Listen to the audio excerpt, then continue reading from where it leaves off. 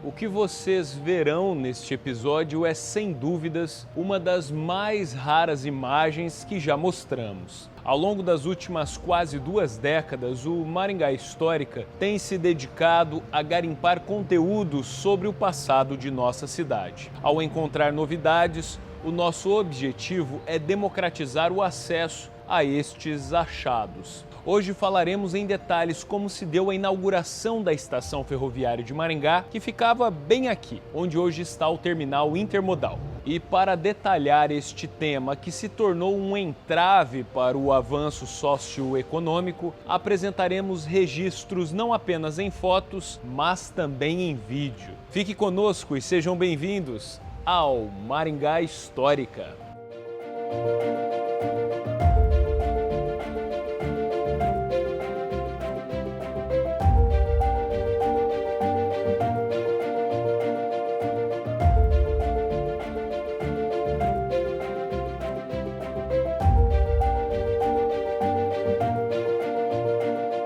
Engana-se quem acha que a instalação das operações ferroviárias em Maringá se deu por meio de um planejamento que cumpriu prazos e atendeu expectativas da comunidade local.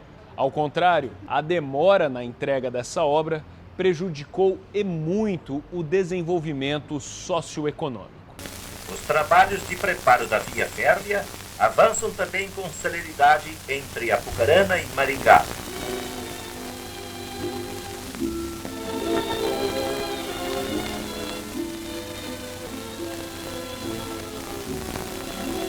Antes de mais nada, eu gostaria de pedir 2 gentilezas para você que sempre nos acompanha por aqui. Primeiro, se inscrever em nosso canal, para receber semanalmente conteúdos gratuitos sobre a história de Maringá. E claro, em segundo lugar, curtir e compartilhar a mais este vídeo. Isso vai nos ajudar muito e não vai levar nem 5 segundos do seu tempo. Posso contar contigo?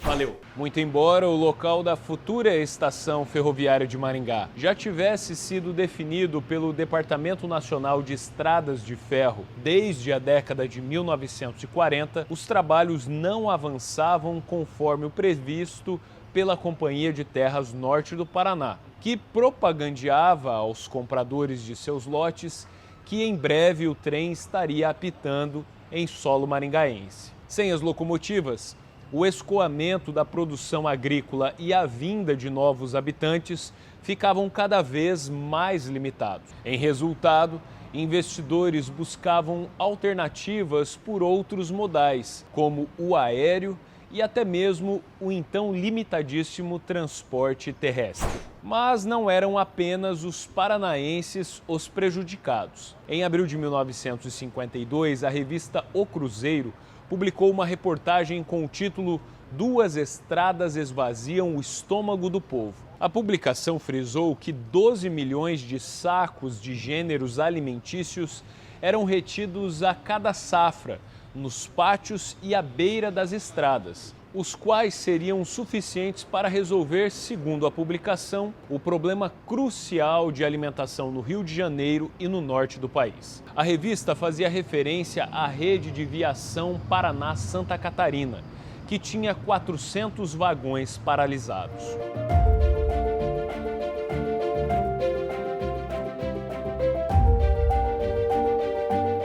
Um técnico explicou à reportagem que a linha ferroviária que atendia o norte do Paraná era inadequada, não conseguindo transportar 1/4 da produção, e que, se fosse autorizado o aumento de cargas, os trens sairiam dos trilhos. Se modera o movimento, os gêneros se acumulam e apodrecem, segundo concluiu.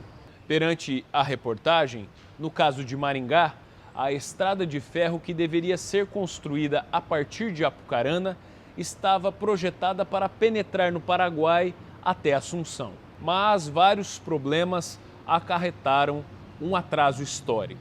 Quando estava sob a gestão dos britânicos, também proprietários da Companhia de Terras, esta linha ferroviária tinha avançado consideravelmente pelo norte do estado.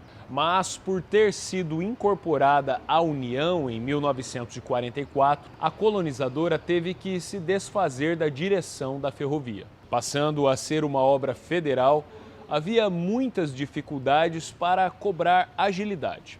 Além disso, na época, Maringá era patrimônio de Apucarana, que não a colocava como sua prioridade.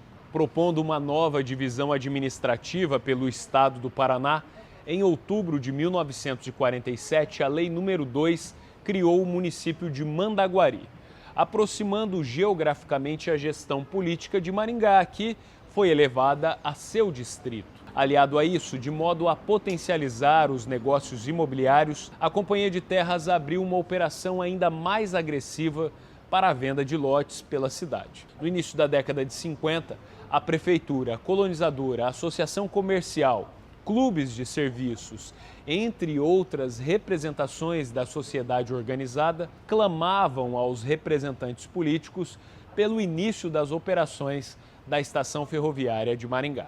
Os prejuízos eram enormes, principalmente para os setores do comércio, do atacado e da agricultura. Para aumentar a crise, havia uma promessa da companhia não cumprida, de que o centro da cidade previsto pelo novo plano urbanístico seria transferido mais a leste, onde funcionaria a estação. 6 anos depois da inauguração oficial de Maringá, que se deu em maio de 47, só os dormentes e os trilhos haviam sido instalados.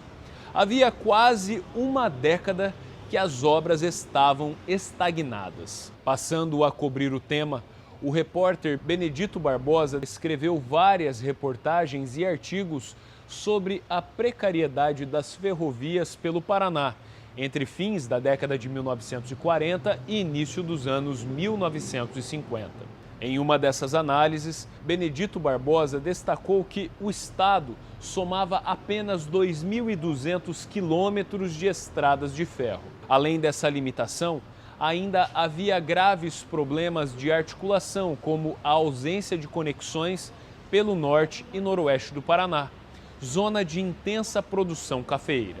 O repórter destacou que, segundo o boletim do Departamento Estadual de Café, a safra de 54 e 55 estava avaliada em 7 milhões de sacas. Mesmo que significativa, a produção havia reduzido devido à geada de julho de 1953 e, por isso, dentro de pouco tempo, deveria superar as 10 milhões de sacas de café. Produção que exigiria ainda mais vagões, locomotivas e a extensão dos ramais ferroviários. Foi com este cenário de cobranças e preocupações que, após diversas articulações, no dia 31 de janeiro de 1954, o primeiro trem de passageiros puxado pela locomotiva de prefixo 608, procedente de Apucarana, vindo de Curitiba, aportou para inaugurar a inacabada estação ferroviária de Maringá. O maquinista que conduziu o veículo foi José Mariano, apoiado pelo foguista José Glade. A gerência da unidade ficou sob responsabilidade de Américo Lopes. As raríssimas imagens que vocês assistem agora foram registradas por Hikomo Ujihara, um japonês que se instalara décadas antes em Londrina. Aquele evento, considerado um dos mais relevantes na história do desenvolvimento da região, foi concebido como um dia festivo, que nem mesmo a chuva de momentos antes conseguiu afastar a multidão. Para os empresários que viam aumentar a possibilidade de prosperar e aos políticos de olho nos dividendos eleitorais, a chegada do trem foi um marco. As pessoas presentes, muitos convidados pelas lideranças da cidade, sabiam que Maringá nunca mais seria a mesma depois daquele dia, como de fato não foi. A empolgação dos maringaenses e de moradores de cidades próximas, comprovada pela grande presença de público, é plenamente justificada porque foi uma espera de anos. Com a União demonstrando ineficiência na gestão do tráfego e na expansão e implementação de melhorias ferroviárias, um relatório técnico foi elaborado pela missão Klein & Sachs. Ao analisar as condições da linha Ourinhos-Maringá, técnicos concluíram que era iminente o reaparelhamento deste trecho e, conforme muitos esperavam à época, também foi recomendado que a concessão da rede de viação Paraná-Santa Catarina fosse repassada à Companhia Estrada de Ferro Sorocabana, mais antiga e com vasta experiência nas operações do segmento. Diante do relatório, diversas entidades do norte e noroeste do Paraná se mobilizaram para cobrar de autoridades federais aquele encaminhamento, ou seja, o arrendamento do trecho de 275 quilômetros administrados pela Rede de Viação Paraná-Santa Catarina à Sorocabana. O pedido nunca foi atendido. Retornando ao evento que aconteceu no dia 31 de janeiro de 54 em Maringá, não se tratou, portanto, de mera inauguração de um prédio, mas sim de um complexo ferroviário e mais 64 quilômetros de trilhos que conectaram Maringá a Apucarana e de lá ao restante do país. Depois da chegada do trem, fizeram uso da palavra na praça em frente à estação o presidente da Associação dos Advogados de Maringá, Mário Clapier Urbinati, o gerente-geral da companhia, Aristides de Souza Melo, além do representante do Ministério da Aviação e Obras Públicas, Silvio de Aquino da Costa. Na sequência, durante o almoço que foi servido no restaurante Lord Lovat, outras personalidades discursaram. O engenheiro Miguel Ângelo Cansado, Baltazar Lopes Fernandes, possivelmente representando o prefeito Inocente Villanova Júnior, além do empresário Ângelo Planas, um dos líderes da Associação Comercial de Maringá. Em Maringá, este complexo foi administrado pela Rede de Viação Paraná-Santa Catarina entre 1954 e 1975 e pela Rede Ferroviária Federal S.A. de 75 até 91, quando foi demolido para dar espaço ao projeto Ágora, desenvolvido por Oscar Niemeyer nos anos 1980 e que nunca saiu do papel. Então, a partir de 91, quando a estação ferroviária foi demolida em Zona Central e suas operações transferidas para a saída de Paissandu, somente o transporte de cargas foi priorizado. No local, foi implementado o novo centro de Maringá.